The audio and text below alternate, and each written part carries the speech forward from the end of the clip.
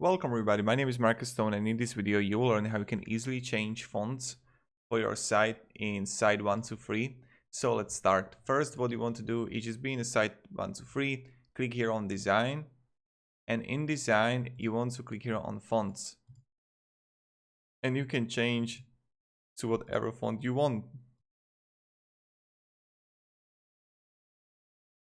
So that's kind of it.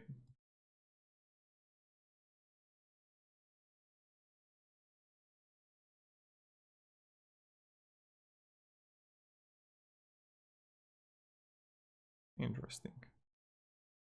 So if you have any questions, ask me down below in the comments. I will try to help you and give you some feedback. You know how it goes. So yeah. Thank you. Have a great day and see ya. Goodbye.